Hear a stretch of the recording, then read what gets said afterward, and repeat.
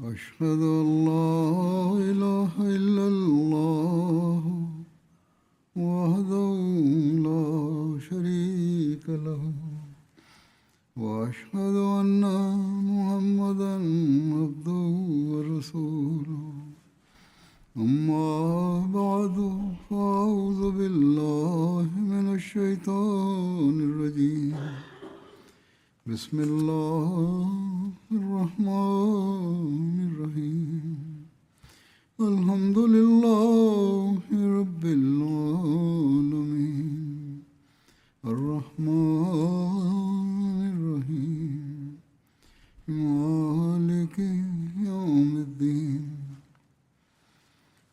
إياك نعبد وإياك نستعين اهدنا الصراط المستقيم صراط الذين أنعمت عليهم غير المغضوب عليهم ولا الضالين.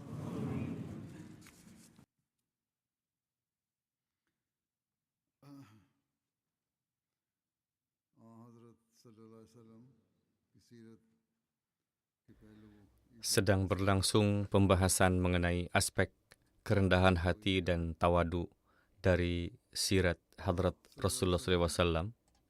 Hari ini pun pembahasan yang sama dilanjutkan. Betapa tingginya standar kerendahan hati beliau SAW.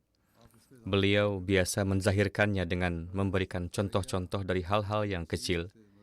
Diriwayatkan dari Hadrat Yahya bin Abi Katsir bahwa Rasulullah SAW bersabda, "Saya makan sebagaimana seorang hamba makan, dan saya duduk sebagaimana seorang hamba duduk, karena sesungguhnya saya pun hanyalah seorang hamba," yakni kesombongan dan keangkuhan serta pamer diri yang menjadi ciri para pemimpin dan orang-orang terkemuka tidaklah ada dalam diri saya. Demikian pula terdapat sebuah riwayat dari Hadrat Anas bahwa Hadrat Rasulullah SAW memiliki seekor unta betina yang bernama Adba, dan unta itu begitu cepatnya sehingga tidak ada unta lain yang mampu mendahuluinya. Seorang badui datang dengan menunggangi seekor unta mudanya, dan dalam perlombaan itu unta tersebut berhasil mendahului Adba. Maka kaum muslimin merasa sangat tidak senang bahwa Adba tertinggal di belakang dan dia telah mendahuluinya. Atau bahkan ketika sedang melaju pun mereka ingin menahannya. Karena itu adalah unta milik Rasulullah SAW. Bagaimanapun, atas sikap mereka itu Rasulullah bersabda bahwa sudah menjadi hak Allah bahwa apa yang dia angkat di dunia, dia pun akan merendahkannya. Tidak ada sesuatu yang perlu dimarah-marahi dalam hal ini, karena memang demikianlah yang Allah Ta'ala lakukan. Segala sesuatu yang naik pasti akan turun pula. Orang-orang biasa tentu akan dipenuhi rasa dengki atas hal semacam ini, namun di hadapan beliau SAW selalu ada zat Allah Ta'ala, dan beliau hanya ingin menampakkan keagungannya kepada dunia. Betapa rendah hatinya beliau bersabda bahwa tidak perlu marah dan kecewa dalam perkara ini, tidak perlu sama sekali. Dari peristiwa ini justru tampak nyata keagungan Allah Ta'ala. Kemudian Hadrat Umar menyebutkan satu lagi contoh kerendahan hati, bahwa saya meminta izin kepada Nabi SAW untuk melaksanakan umrah. Rasulullah memberikan izin dan bersabda, "Wahai saudaraku, janganlah kamu melupakanku dalam doamu." Hadrat Umar menyebutkan bahwa beliau SAW telah mengucapkan suatu perkataan yang seandainya aku mendapatkan seluruh dunia sebagai gantinya pun, aku tidak akan merasa senang. Allah Ta'ala telah mewajibkan untuk bersalawat kepada Rasulullah dan menjadikannya sebagai syarat terkabulnya doa. Namun puncak kerendahan hati beliau adalah bahwa beliau bersabda kepada salah seorang muridnya, "Berdoalah untukku." Rasulullah pun tidak merasa malu dalam melakukan suatu pekerjaan apapun. Dan pekerjaan sekecil apapun beliau kerjakan sendiri untuk memperlihatkan kepada orang lain, bahkan untuk mengajarkannya kepada mereka. Maka terdapat sebuah riwayat bahwa Hadrat Abu Sa'id Khudri menyebutkan bahwa Rasulullah SAW melewati seorang anak laki-laki. Seekor kambing sedang dikuliti oleh pemuda itu, maka Rasulullah memintanya berhenti dulu dan bersabda, "Kamu menepi dulu, agar saya dapat menunjukkan kepadamu cara yang benar, karena saya rasa kamu tidak mahir dalam menguliti." Maka Rasulullah memasukkan tangannya di antara kulit dan daging, lalu memasukkannya ke dalam hingga tersembunyi sampai ke ketiak. Kemudian Rasulullah bersabda, "Lakukanlah seperti ini. Wahai pemuda, kulitilah seperti ini." Rasulullah mengerjakan seluruh pekerjaannya sekaligus mengajarkannya. Kemudian terdapat pula satu riwayat lain tentang kerendahan hati beliau dalam melakukan pekerjaan orang lain.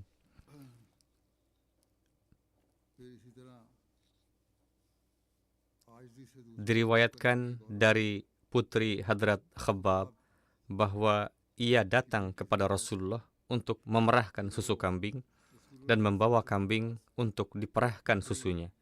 Maka Rasulullah mengikatnya dan memerah susunya, lalu bersabda, "Bawalah kepadaku wadah bersamamu."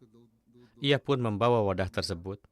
Namun Rasulullah bersabda, "Tidak, bawalah wadah yang lebih besar dari ini." Maka aku membawa sebuah wadah yang lebih besar. Lalu Rasulullah memerah susu ke dalamnya hingga penuh. Kemudian Rasulullah bersabda, "Minumlah sendiri dan berikanlah pula kepada para tetanggamu." Sesungguhnya Rasulullah menyadari bahwa berkat doa beliau SAW telah terjadi penambahan yang luar biasa pada susu tersebut. Maka Rasulullah bersabda kepada mereka bahwa berkah yang ada ini bagikanlah pula kepada orang lain. Dan pada saat itu susu yang diperah dari kambing tersebut adalah 2 kali lipat jumlahnya. Mengenai memberi salam dan duduk dalam suatu majelis, terdapat pula teladan kerendahan hati dan akhlak beliau SAW yang luhur. Diriwayatkan bahwa Hadrat Anas bin Malik radhiyallahu anhu menyatakan, apabila seseorang datang menghadap Nabi SAW, maka Rasulullah berjabat tangan dengannya. Beliau tidak menarik tangannya dari tangan orang itu hingga orang tersebut menarik tangannya sendiri terlebih dahulu. Dan Rasulullah tidak memalingkan wajah mulia beliau dari wajah orang itu hingga orang tersebut memalingkan mukanya sendiri terlebih dahulu. Dan Rasulullah tidak pernah terlihat mengulurkan lututnya di hadapan teman duduknya. Terdapat sebuah riwayat dari Hadrat Abu Mathna al-Amluki radhiyallahu anhu. Beliau berkata bahwa Rasulullah SAW dan para Nabi alaihimussalam sebelum beliau SAW berjalan dengan bertumpu pada tongkat dan bersandar padanya. Dan tongkat itu bukan untuk menunjukkan wibawa atau memperlihatkan keagungan, melainkan sebagai bentuk kerendahan hati dan ketundukan di hadapan Allah Ta'ala. Dan kerendahan hati Nabi SAW adalah yang paling tinggi di antara semuanya. Kemudian Rasulullah juga menyampaikan nasihat tentang kerendahan hati dengan cara yang penuh hikmah. Diriwayatkan bahwa Ibnu Hazm menceritakan bahwa di hadapan Rasulullah SAW terjadi perdebatan saling membanggakan diri antara para pemilik unta dan para pemilik kambing. Masing-masing berkata, para pemilik unta yang memiliki lebih banyak unta berkata, "Kami lebih mulia dari kalian dan kekayaan kami lebih luas." Sedangkan para pemilik kambing berkata, "Kami lebih banyak." Maka Rasulullah SAW pun datang ke tempat itu ketika perdebatan dan perselisihan tersebut sedang berlangsung. Lalu Rasulullah bersabda, "Musa diutus sebagai nabi dan beliau menggembala kambing. Daud diutus sebagai nabi dan beliau menggembala kambing. Dan aku pun diutus sebagai nabi dan aku pun biasa menggembala kambing milik keluargaku di tempat Ajiyad." Rasulullah menasihati mereka yang sombong dan membanggakan diri, serta menghibur hati mereka yang diremehkan, yakni para pemilik kambing yang dianggap lebih rendah. Adapun penyebutan Ajiyad yang beliau sebutkan, Ajiyad adalah sebuah tempat di Mekah yang dekat dengan Safa, dan tempat ini juga disebut Jiyad. Tidak ada kesombongan sedikit pun dalam diri Rasulullah. Beliau pun bergaul dengan orang-orang miskin dengan penuh kerendahan hati dan menghibur hati mereka. Diriwayatkan dari Hadrat Anas bin Malik radhiyallahu anhu bahwa di antara penduduk Badiyah, yakni mereka yang tinggal di pedesaan, terdapat seorang laki-laki yang bernama Zair.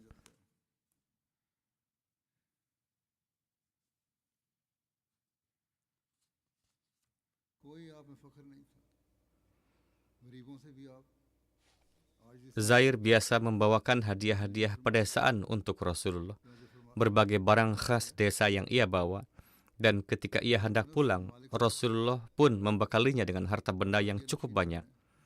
Rasulullah biasa bersabda bahwa Zair adalah sahabat badiah kami, yakni sahabat yang tinggal di desa, dan kami adalah sahabat kotanya.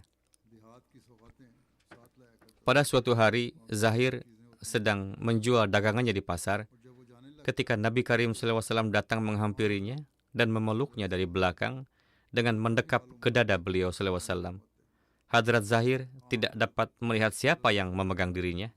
Ia pun bertanya, "Siapa ini? Lepaskan aku." Namun ketika ia berbalik dan melihat, ia pun mengenali Nabi SAW, maka ia pun menyandarkan punggungnya ke dada mulia Rasulullah SAW. Rasulullah lalu mulai berseru, "Siapa yang akan membeli budak ini?"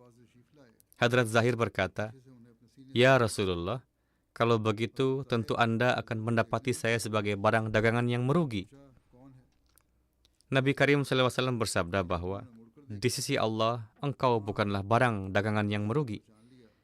Atau Rasulullah bersabda bahwa di hadapan Allah, engkau sangat berharga.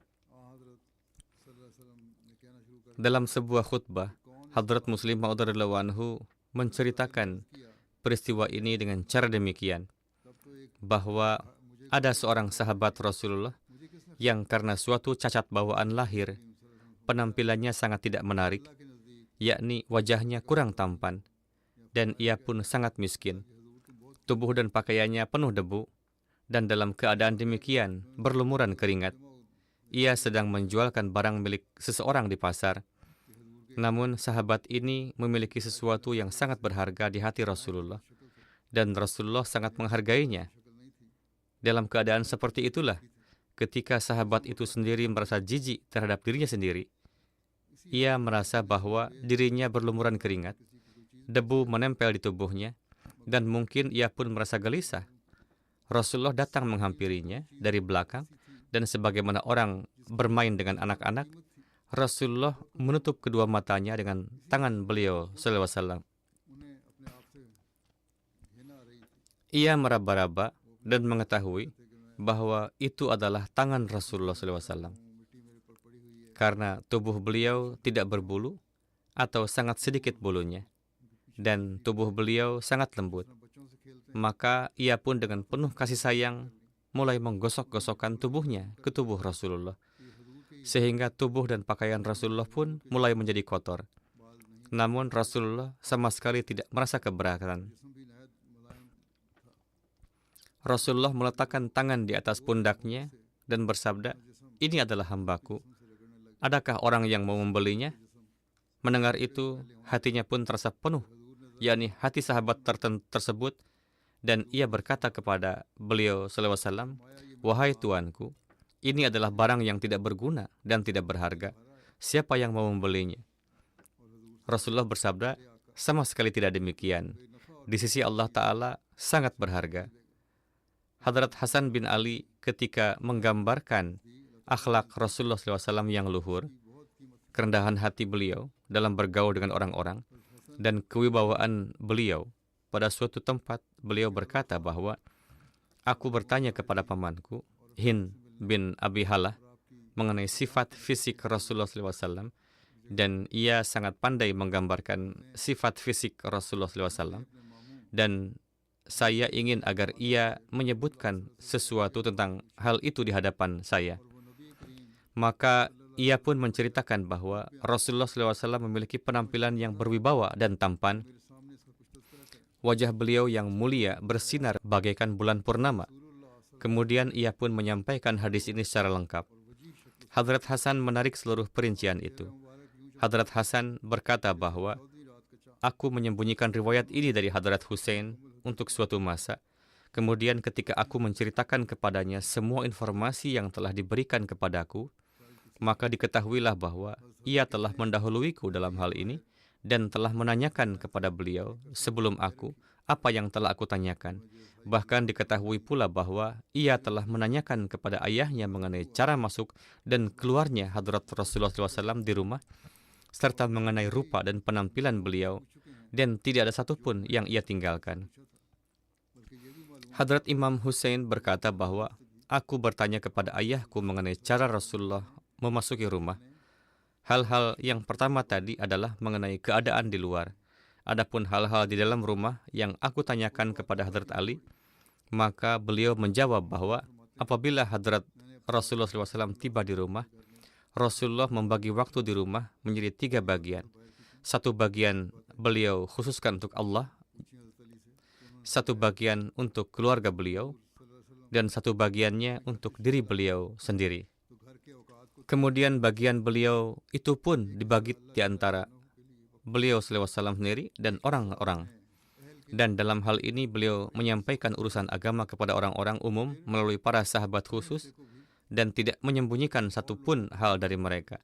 Adapun cara pembagian jatah umat dalam sirat Rasulullah SAW adalah bahwa dalam memberikan izin untuk bertemu, Rasulullah mengutamakan orang-orang yang memiliki keutamaan dari kalangan umat.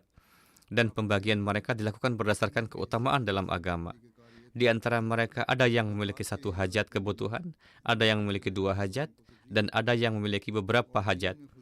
Rasulullah senantiasa sibuk bersama mereka dalam memenuhi hajat-hajat mereka.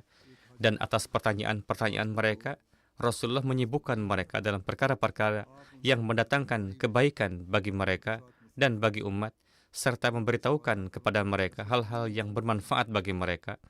Dan Rasulullah bersabda bahwa hendaklah orang-orang yang hadir di antara kalian menyampaikan hal-hal ini kepada yang tidak hadir. Dan sampaikanlah kepadaku hajat orang yang tidak dapat menyampaikan hajatnya sendiri, karena sesungguhnya barang siapa yang menyampaikan hajat seseorang kepada penguasa yang orang itu sendiri tidak mampu menyampaikannya, maka Allah Ta'ala akan menganugerahinya keteguhan langkah pada hari kiamat.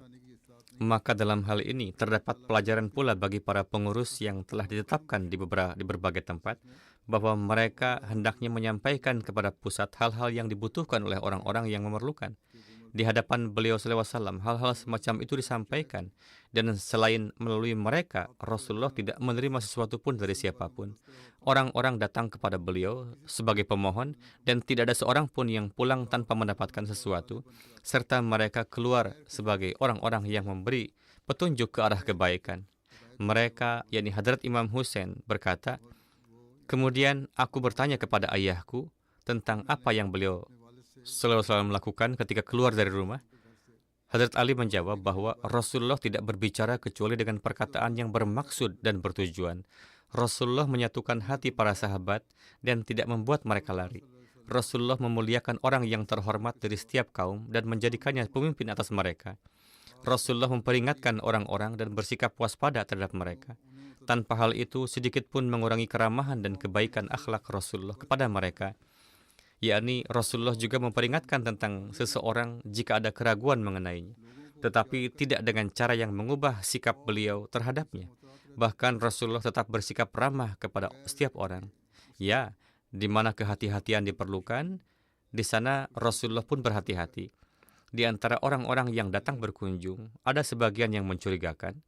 Rasulullah memperhatikan para sahabatnya dan menanyakan keadaan orang-orang dari orang lain. Rasulullah memuji hal yang baik dan memberikan dukungan kepadanya, serta menjelaskan keburukan hal yang buruk dan mematahkan kekuatannya. Rasulullah dalam setiap urusan bersikap berimbang dan bersih dari hal yang bertentangan. Rasulullah tidak lalai agar orang-orang tidak menjadi lalai atau kelelahan. Rasulullah selalu siap menghadapi keadaan. Rasulullah siap menghadapi segala situasi. Rasulullah tidak melampaui haknya dan tidak pula mundur dari hak tersebut. Seberapa besar hak yang ada, sebesar itulah yang Rasulullah kerjakan. Di antara orang-orang yang paling dekat dengan Rasulullah adalah mereka yang paling utama. Di sisi beliau, yang paling utama adalah yang paling menonjol dalam kebaikan dan ketulusan, dan yang paling tinggi derajatnya di sisi beliau SAW adalah yang paling baik dalam hal kepedulian dan pertolongan kepada orang lain. Yang paling tinggi derajatnya adalah yang memiliki kepedulian kepada orang lain dan yang menjadi penolong bagi mereka. Siapa yang paling banyak dalam hal demikian, maka ia yang paling dekat dengan Rasulullah. Dan Rasulullah pun menyukainya. Hadrat Imam Hussein berkata, kemudian saya bertanya tentang majelis Hadrat Rasulullah SAW. Maka Hadrat Ali menjawab, Rasulullah senantiasa melakukan zikir ilahi dalam setiap keadaan, baik ketika berdiri maupun duduk. Dan apabila beliau datang kepada suatu kaum, Rasulullah tetap duduk di tempat di mana majelis itu akan berakhir. Dan hal inilah yang beliau perintahkan. Beliau memberikan hak kepada setiap sahabat dekat beliau, sehingga tidak seorang pun merasa bahwa orang lain lebih dihormati darinya di sisi beliau. Siapapun yang menyampaikan keperluannya kepada beliau, maka beliau senantiasa bersama mereka semua, hingga orang itu sendiri yang bangkit dan pergi. Dan siapapun yang meminta hajatnya kepada beliau, beliau tidak pernah mengembalikannya tanpa memberi sesuatu atau tanpa menjawab dengan lemah lembut. Jika seseorang datang dengan suatu keperluan, maka Rasulullah memberinya sesuatu, atau jika tidak mampu memberi, beliau menjawab dengan penuh kelembutan.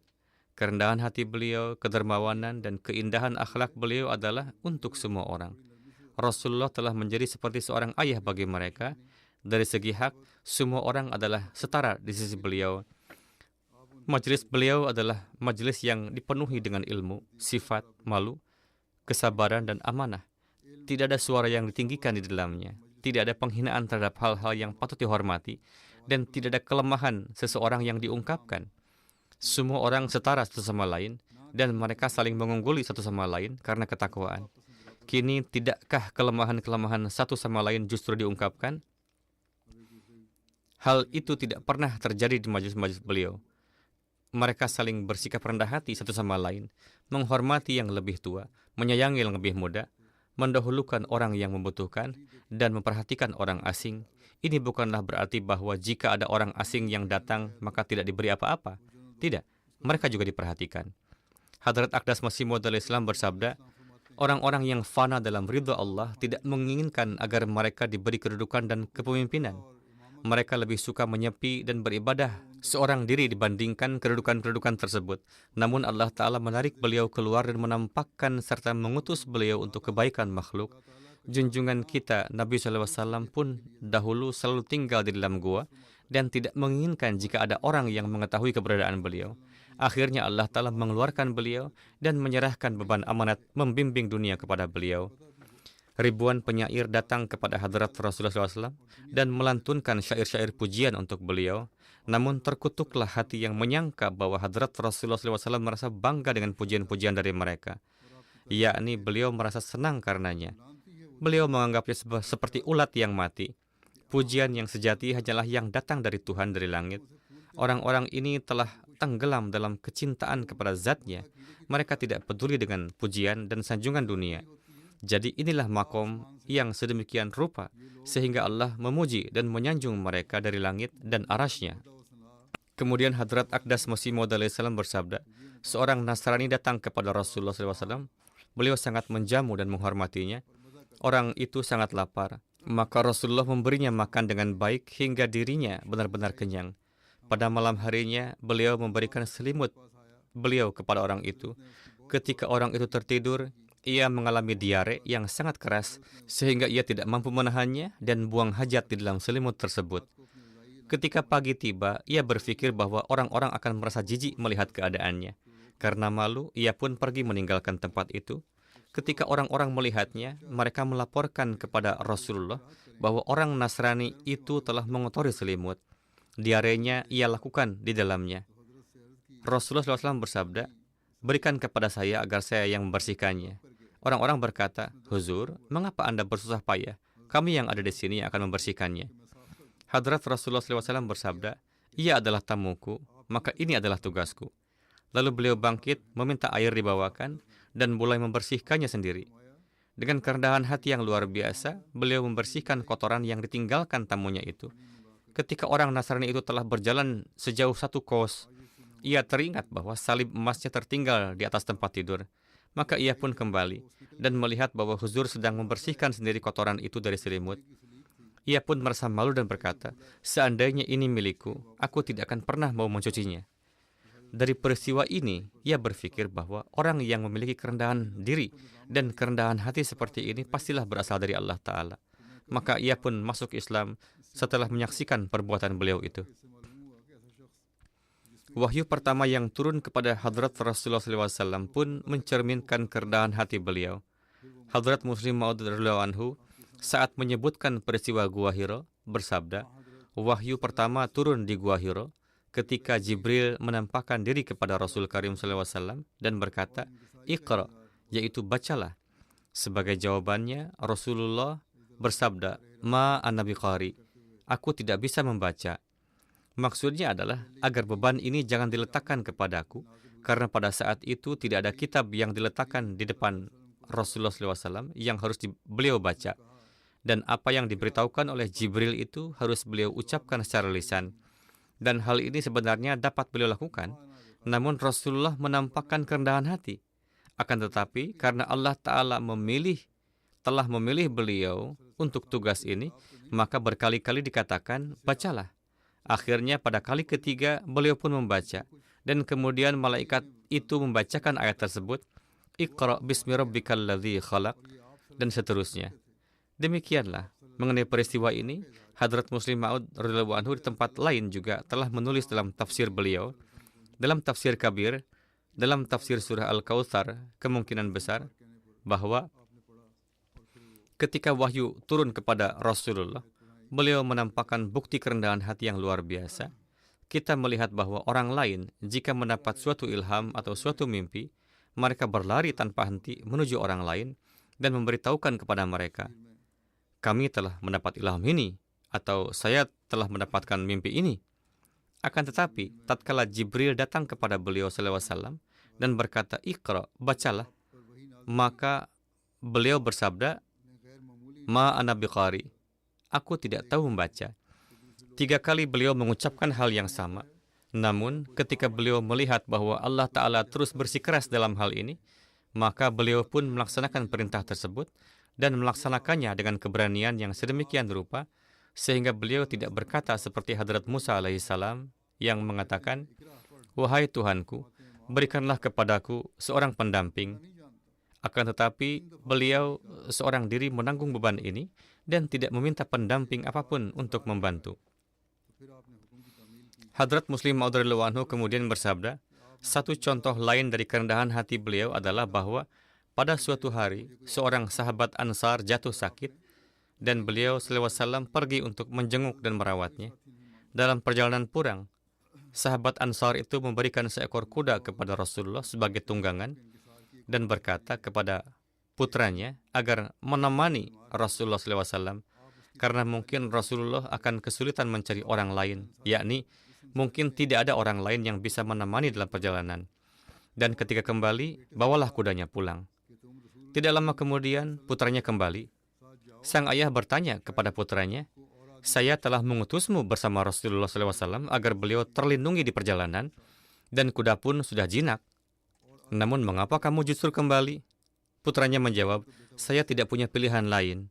Ketika Rasulullah keluar, beliau bersabda kepada saya, duduklah juga di belakangku. Lalu saya menjawab, wahai Rasulullah, saya tidak dapat berlaku tidak sopan seperti itu. Rasulullah bersabda, kalau begitu saya pun tidak dapat membiarkanmu berjalan kaki sementara saya berkuda. Kamu harus ikut naik kuda bersama saya, atau pulanglah ke rumah. Oleh karena itu, saya, yakni putranya berkata, maka saya pun kembali. Dan saya menganggap itu lebih baik. Sementara Rasulullah SAW pergi dengan menunggangi kuda, seorang diri. Ada sebuah riwayat, Hadrat Abdullah menuturkan, Rasulullah SAW tidur di atas sebuah tikar. Ketika beliau bangun, bekas tikar itu membekas di sisi punggung beliau. Ia berkata, wahai Rasulullah, seandainya kami membuatkan sebuah tempat tidur untuk Anda. Rasulullah bersabda, apa urusanku dengan dunia? Sahabat itu berkata, kami akan membuat sebuah tempat tidur yang lembut untuk Anda. Rasulullah bersabda, apa urusanku dengan dunia? Aku hanyalah seperti seorang musafir yang berteduh sejenak di bawah sebuah pohon, kemudian melanjutkan perjalanan dan meninggalkannya. Dalam Sahih Bukhari terdapat sebuah riwayat dari Hadrat Umar, meriwayatkan, suatu kali saya hadir menghadap Rasulullah. beliau sedang beristirahat di kamar atas beliau, dan saat itu beliau berada di atas sebuah tikar. Tidak ada sesuatu pun di antara beliau dan tikar tersebut. Di bawah kepala beliau terdapat sebuah bantal dari kulit yang diisi dengan sabut kurma. Di dekat kaki beliau terdapat tumpukan daun pohon akasia. Dan di dekat kepala beliau tergantung beberapa lembar kulit mentah. Dan saya pun melihat bekas tikar itu di punggung beliau. Entah itu tikar yang digelar atau sejenis hamparan. Apapun itu, saya melihat hal itu. Menuturkan, saya pun menangis. Lalu Rasulullah bertanya, apa yang membuatmu menangis? Saya berkata, wahai Rasulullah, Kisra, Persia, dan Kaisar Romawi berada dalam kemewahan yang mereka nikmati, sedangkan Anda adalah Rasul Allah Ta'ala. Rasulullah bersabda, apakah kamu tidak senang bahwa bagi mereka adalah dunia, sementara bagi kita adalah akhirat? Hadrat Masih Maud alaihissalam dalam menyebutkan peristiwa ini bersabda, keadaan Hadrat Nabi SAW dalam hal menikmati kehidupan dunia adalah sebagai berikut. Suatu ketika Hadrat Umar pergi untuk menemui beliau. Hadrat Umar mengutus seorang anak laki-laki untuk meminta izin masuk. Hadrat Rasulullah saat itu sedang berbaring di atas sebuah tikar kurma. Dan ketika Hadrat Umar masuk, Rasulullah bangkit dan duduk.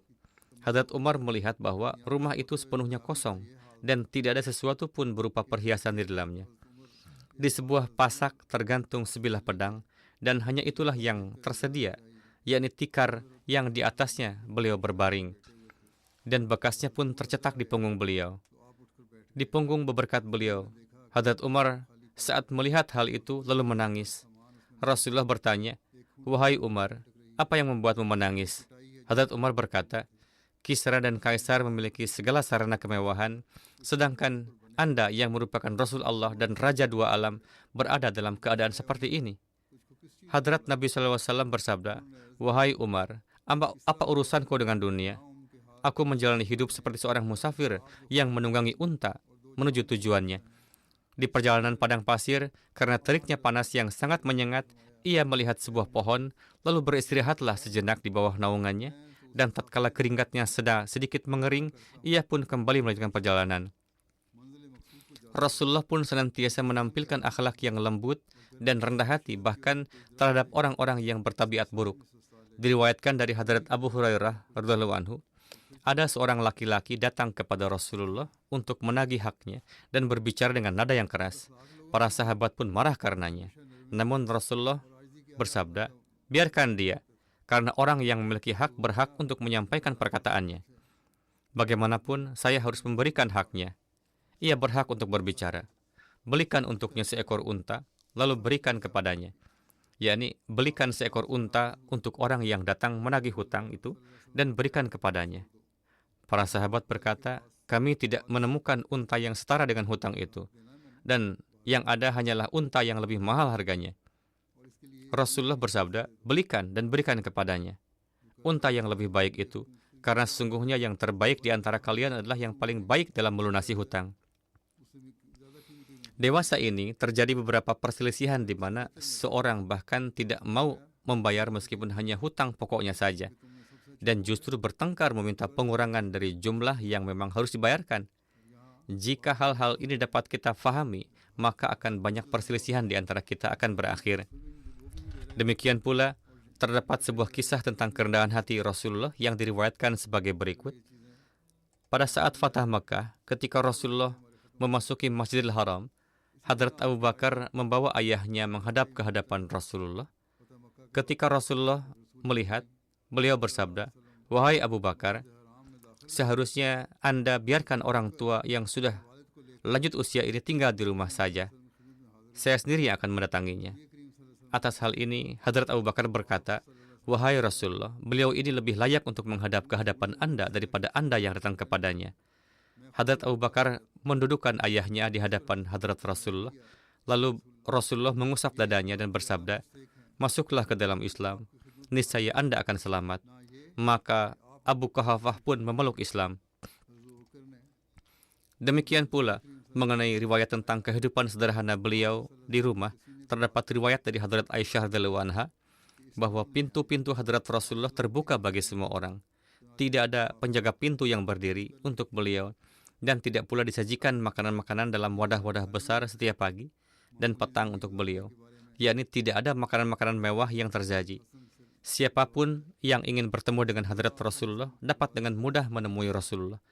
Beliau duduk di atas lantai dan meletakkan makanannya pun di atas lantai. Beliau mengenakan pakaian sederhana dan kasar, menunggangi keledai, mendudukkan orang-orang di belakang kendaraan beliau, dan setelah makan beliau menjilati jari-jari beliau, yakni membersihkannya. Mengenai menjilati jari-jari ini pun terdapat sebuah hadis dalam Bukhari bahwa Hadrat Rasulullah bersabda, setelah makan, sebelum membersihkan tangan, yakni sebelum mencucinya, hendaklah seseorang menjilati jari-jari tangannya. Mengenai menjilati jari-jari ini, dalam syarah Bukhari, Hadrat Zainul Abidin Waliullah Shah Sahib telah menulis, ini adalah sebuah catatan beliau, bahwa Hadrat Sayyid Dr. Mir Muhammad Ismail Sahib berkata bahwa hal ini telah terbukti melalui pengalaman seluruh dokter dan semua tabib sepakat mengenai hal ini bahwa jari-jari tangan manusia memiliki kekuatan sentuhan yang istimewa. Misalnya, jika kita ingin mengetahui kelembutan suatu kain, maka kita tidak dapat memperkirakan kelembutannya kecuali dengan jari-jari tangan. Padahal kekuatan sentuhan terdapat di seluruh tubuh. Namun selain tangan, misalnya jika kita ingin memperkirakan kelembutan dengan kaki, kita tidak akan sepenuhnya berhasil. Ya, terdapat suatu pengaruh listrik tertentu yang hanya terbatas pada tangan, bahkan hanya pada jari-jari saja. Bukan sekedar tangan, melainkan hanya pada jari-jari tangan saja. Dan jari-jari tangan memiliki hubungan khusus dengan mata yang merupakan alat perhatian. Oleh karena itu, para praktisi yang melakukan teknik fokus seperti mesmerism atau hipnotis akan lebih banyak mengarahkan pandangan mata mereka ke arah jari-jari orang yang sedang dipengaruhi. Melalui jari-jari perhatian yang tertuju pada tangan tersebut, mereka dapat menyalurkan pengaruh mata mereka secara efektif kepada subjek dan berhasil mencapai tujuannya.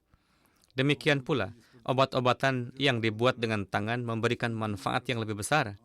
Memang, pada zaman sekarang ini, segala sesuatu diproduksi dengan mesin, namun pada masa itu, para dokter maupun tabib pun mengatakan hal yang sama.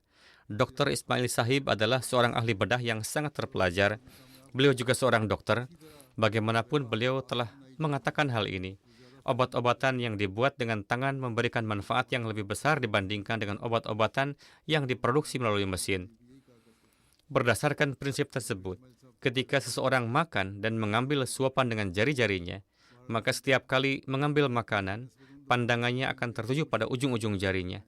Oleh karena itu, setelah selesai makan, tanpa membasuh tangan dengan air atau menyekanya dengan kain terlebih dahulu, jika ia menjilati jari-jarinya, maka jelas sekali bahwa sisa makanan atau lemak yang menempel di jari tersebut akan masuk ke dalam lambung. Hal ini akan memperkuat kerja lambung dalam proses pencernaan, sehingga makanan menjadi lebih cepat dicerna. Ini adalah pandangan para dokter dan tabib pada masa itu. Mungkin dokter zaman sekarang memiliki pandangan yang berbeda. Namun, bagaimanapun juga, Rasulullah telah bersabda bahwa menjilati sisa makanan yang menempel di tangan setelah makan itu mengandung kebaikan atau manfaat. Dalam riwayat Bukhari disebutkan, "Fala yamsa yadahu hatta yala'aqaha aw yula'iquha." Janganlah ia mengusap tangannya hingga ia menjilatinya atau menyuruh orang lain menjilatinya. Para pensyarah menulis mengenai menyuruh orang lain menjilatinya bahwa yang dimaksud adalah hendaknya ia menyuruh pelayannya atau putranya atau orang yang tidak merasa jijik untuk menjilati jari-jari itu agar menjilatinya. Padahal bagi orang yang makan, apa perlunya melakukan hal itu karena ia sendiri pun bisa menjilatnya. Alhasil, para pensyarah terkadang sampai ke tempat yang jauh dari maksud sebenarnya. Bagaimanapun juga, hal itu tidaklah pantas dan tampak bertentangan dengan martabat manusia apabila seseorang meminta orang lain untuk menjilati jari-jarinya. Maknanya, bagaimanapun bisa saja adalah bahwa setelah makan, seseorang hendaknya menjilati dan membersihkan jari-jarinya sendiri dan juga memberitahu orang-orang yang berada di bawah tanggungannya dan asuhannya agar mereka pun menjilati dan membersihkan jari-jari mereka masing-masing, sehingga mereka pun dapat memperoleh manfaat medis dan tujuan-tujuan lain yang tersembunyi dalam sabda Hadrat Rasulullah SAW ini. Hadrat Rasulullah tidak pernah menganggap hina pekerjaan membersihkan dan menyapu masjid. Diriwayatkan dari Hadrat Yaqub bin Zaid radhiyallahu anhu, bahwa Rasulullah biasa membersihkan debu yang masuk ke dalam masjid dengan sebuah tongkat. Yakni yang dapat difahami dari hal ini adalah bahwa Rasulullah biasa membersihkan dan menyapunya dengan mengikatkan kain atau semacamnya di ujung tongkat tersebut. Hadrat Abu Hurairah meriwayatkan bahwa Jibril sedang duduk di sisi Rasulullah. Lalu Rasulullah memandang ke langit dan tampaklah seorang malaikat sedang turun. Jibril berkata, ini adalah malaikat yang sejak hari penciptaannya hingga saat ini belum pernah turun sekalipun. Ketika melihat malaikat itu turun, ia berkata, wahai Muhammad SAW, Tuhanmu telah mengutus aku kepadamu. Allah Ta'ala berfirman bahwa apakah dia harus menjadikanmu seorang nabi yang raja, ataukah seorang rasul yang hamba? Jibril berkata, wahai Muhammad SAW, rendahkanlah dirimu di hadapan Tuhanmu. Maka Rasulullah bersabda, bahkan jadikanlah aku sebagai seorang rasul yang hamba. Inilah fitrah Rasulullah SAW. Seandainya Jibril pun tidak mengatakannya, Rasulullah tetap akan mengucapkan hal yang sama. Dan inilah yang senantiasa Rasulullah ajarkan serta sampaikan kepada para pengikutnya, yakni sesungguhnya aku hanyalah seorang manusia yang menjadi Rasul. Alhasil, inilah makna dari riwayat tersebut, bahwa ketika kesempatan itu datang, dengan penuh kerendahan hati Rasulullah bersabda, aku tidak ingin menjadi seorang Rasul yang raja, melainkan aku ingin menjadi seorang hamba Allah yang lemah dan Rasulnya. Dan inilah yang disebutkan dalam kalimah ini kita, mengenai bagaimana seharusnya seorang Muslim sejati bersikap rendah hati. Dalam sebuah riwayat, Hadrat Iyad bin Himar menyebutkan bahwa Hadrat Rasulullah SAW bersabda, sesungguhnya Allah Ta'ala telah mewahyukan kepadaku agar kalian senantiasa merendahkan diri, sehingga tidak ada seorang pun yang berbuat zalim kepada orang lain, dan tidak ada seorang pun yang menyombongkan diri atas orang lain. Hamba beliau yang setia, Hadrat Masih Maud alaihissalam, menasihati kita dengan bersabda, hendaklah merendahkan diri. Mempelajari kerendahan hati tidaklah sulit. Apa yang perlu dipelajari darinya? Manusia itu sendiri memang lemah, dan ia diciptakan justru untuk bersikap rendah hati. Ma khalaqtul jinna wal insa illa liya'budun, yakni aku tidak menciptakan jin dan manusia melainkan agar mereka beribadah kepadaku. Kesombongan dan sejenisnya adalah hal-hal yang dibuat-buat. Jika seseorang meninggalkan hal-hal yang dibuat-buat itu, maka dalam fitrahnya hanya akan tampak kerendahan hati. Sambil menasihati kita dan menjelaskan kedudukan dan kerendahan hati Hadrat Rasulullah, Hadrat Masih Maud alaihissalam di suatu tempat bersabda, Allah Ta'ala Maha Pengasih lagi Maha Pemurah. Dia memelihara manusia dengan segala cara dan mengasihinya. Dan karena kasih sayang itulah, dia mengutus para utusan dan Rasulnya, agar mereka menyelamatkan penduduk dunia dari kehidupan yang penuh dosa. Namun kesombongan adalah penyakit yang sangat berbahaya. Barang siapa yang terjangkit penyakit ini, maka itu adalah kematian rohani baginya. Aku sungguh-sungguh mengetahui bahwa penyakit ini bahkan lebih besar daripada pembunuhan. Orang yang sombong menjadi saudara syaitan, karena kesombonganlah yang telah menghinakan dan merendahkan syaitan. Oleh karena itu, syarat seorang mukmin adalah bahwa di dalam dirinya tidak terdapat kesombongan, melainkan kerendahan hati, ketundukan, dan kehinaan diri harus ada padanya. Dan inilah ciri khas para utusan Allah. Pada diri mereka terdapat kerendahan hati dan ketundukan yang sangat tinggi, dan sifat ini paling menonjol terdapat pada diri Hadrat Rasulullah SAW. Kepada salah seorang pelayan beliau pernah ditanya, bagaimana perlakuan Rasulullah terhadapmu? Ia menjawab, sesungguhnya beliaulah yang lebih banyak melayani aku daripada aku melayani beliau. Allahumma salli ala Muhammad wa ali Muhammad wa barik wa sallim. Inilah teladan akhlak yang mulia dan kerendahan hati, dan ini pun adalah kenyataan bahwa di antara orang-orang terdekat, para pelayan adalah mereka yang senantiasa hadir di sekeliling setiap saat. Oleh karena itu, jika seseorang ingin melihat contoh ketundukan, kerendahan hati, kesabaran, dan ketabahan seseorang, maka hal itu dapat diketahui melalui mereka. Ada sebagian laki-laki atau perempuan yang apabila seorang pelayan melakukan sedikit kesalahan dalam pekerjaan, misalnya ada kekurangan dalam teh, maka seketika mereka mulai mencaci maki atau mengambil cambuk dan mulai memukulnya. Dan apabila dalam kuah sedikit lebih banyak garamnya, maka para pelayan yang malang itu pun langsung ditimpa malapetaka. Selanjutnya adalah urusan dengan orang-orang miskin. Mereka berada dalam keadaan kelaparan dan mencukupkan diri dengan roti-roti kering. Namun meskipun mengetahui keadaan mereka, orang-orang seperti itu tetap tidak memedulikannya.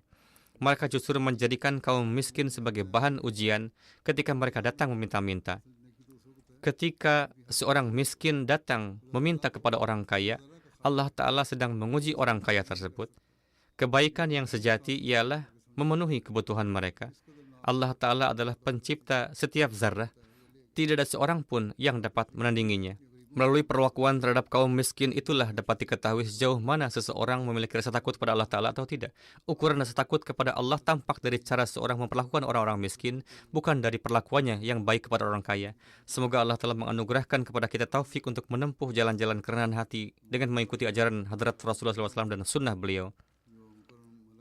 Setelah salat, saya juga akan memimpin salat jenazah gaib untuk almarhum Malik Daud Mahmud Sahib, putra Muhammad Ishaq Sahib yang berasal dari Vihari dan kini berdomisili di Karachi. Beliau telah wafat beberapa hari yang lalu. Innalillahi wa inna ilaihi raji'un. Dengan karunia Allah Ta'ala, beliau adalah seorang musi. Kakek beliau, Muhammad Din Sahib, adalah penduduk desa Bartanwala, distrik Sialkot. Pada tahun 14, beliau berbaiat di tangan Hadrat Khalifatul Masih kedua radhiyallahu anhu. Kemudian Malik Daud Sahib mendapat taufik untuk berkhidmat di tangan lokal, di tingkat lokal sebagai sadar jemaat, sekretaris MA, dan juga di Ansarullah. Di antara keluarga yang tinggalkan terdapat 3 putri dan 4 putra. Salah seorang putra beliau, Muhammad Akmal Sahib, adalah seorang mubalik yang sedang bertugas di Gambia dan mendapat taufik untuk berkhidmat di sana. Karena berada di medan tugas, beliau tidak dapat menghadiri pemakaman ayahnya. Putra beliau yang merupakan mubalik ini, Akmal Sahib, menulis, "Ayah adalah seorang manusia yang sangat periang, murah senyum, dan bersemangat dalam hidupnya.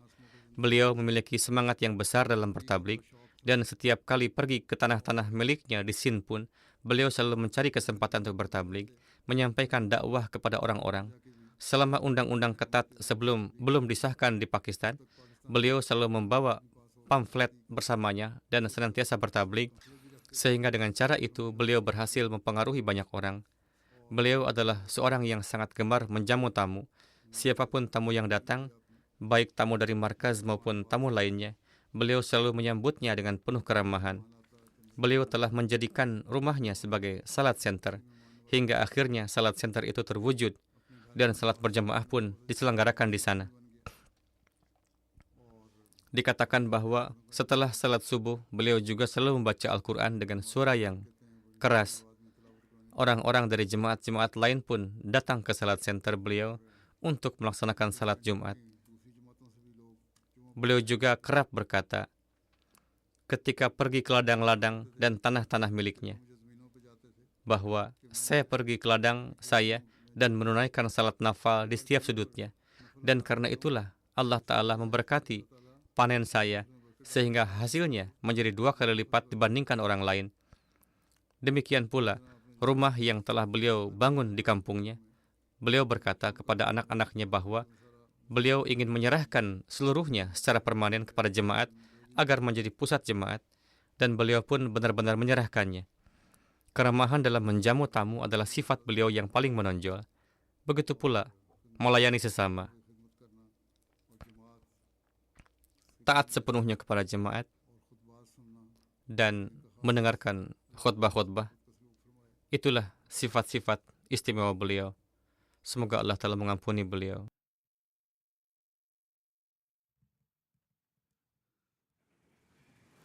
Alhamdulillah, alhamdulillah, nahmaduhu wa nasta'inuhu wa nastaghfiruhu wa nu'minu bihi wa natawakkalu alayhi wa na'udhu billahi min shururi anfusina ومن سيئات أعمالنا من يهده الله فلا مضل له ومن يضلله فلا هادي له ونشهد أن لا إله إلا الله ونشهد أن محمدا عبده ورسوله عباد الله رحمكم الله إن الله يأمر بالعدل والإحسان وإيتاء ذي القربى وينهى عن الفحشاء